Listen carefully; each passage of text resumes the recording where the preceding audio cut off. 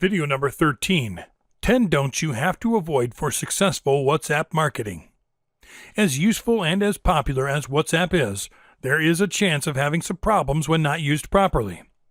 Incorrectly using it may have consequences that can be dangerous for your business or simply make your customers feel uncomfortable. Here, I show you 10 things you should not do. Do not be unaware of the WhatsApp use policies. Are you aware of what you agree to when installing and using WhatsApp? Have you ever stopped to read the WhatsApp terms, to know the responsibilities you assume? If WhatsApp determines that you violated the terms of use, it can eliminate any service to you. To determine if you have done this, WhatsApp will consider its authorized employees, agents, or sub-agents criteria. It is extremely important to know the policies of use in order to avoid possible violations due to ignorance. Some of the violations that can take place are the use of bots for sending mass mailings and the use of pornographic messages, among others. Do not send confidential information. WhatsApp does not guarantee the confidentiality of conversations and content exchanged when using its service. You should avoid sending confidential information via the app. Although WhatsApp has improved the communication privacy of its users, its security is not the best, so someone could hack into its users' accounts and steal information. Recently, encryption for the talks was implemented. However, it is recommended not to send any passwords or credit card images. Do not use it as a corporate email. Bear in mind that WhatsApp is not an email, not even close. Do not make the same mistake as too many people have, replacing your email box with this application, because they are different things. WhatsApp, when used as an email account, can cause problems in the future, like making it hard for you when looking for a specific content, because this application does not have any search engines like email accounts do. Use WhatsApp for what it was meant, as a free and improved courier, but not as an email account. Do not send messages to the wrong groups. If you have created separate target groups according to interests, or you are part of a group created by third parties, it is definitely a mistake to take advantage of unrelated groups to talk about your products. Also, if you send messages to the wrong audience, these could be considered annoying and disrespectful, and you wind up having a list of customers who have blocked you and will not want to receive anything from you in the future. Do not disregard customers' questions or doubts. Each customer deserves to know that their complaint has been heard.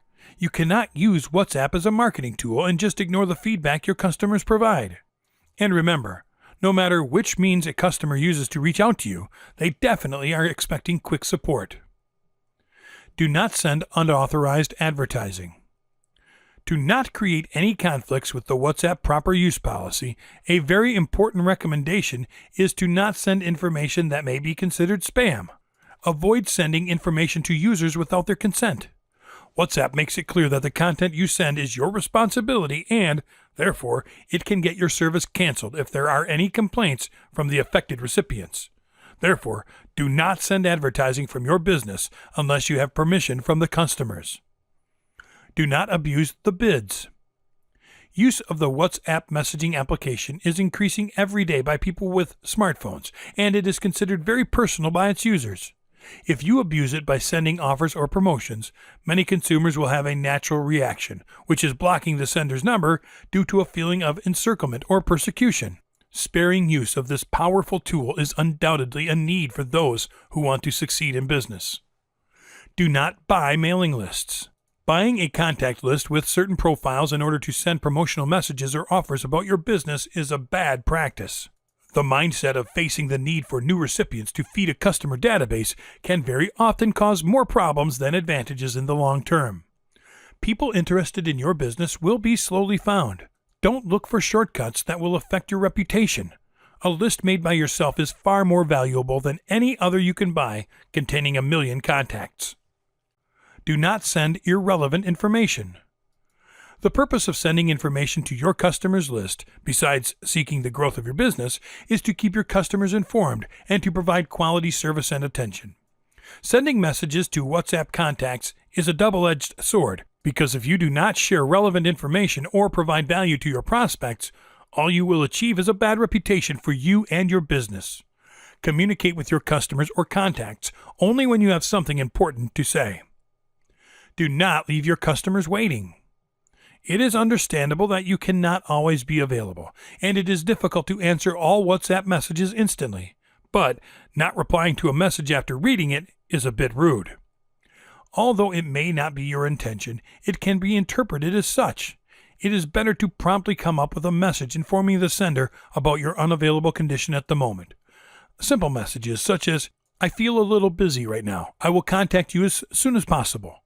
The aim is to avoid discomfort in the client that could lead to a bad reputation for your business.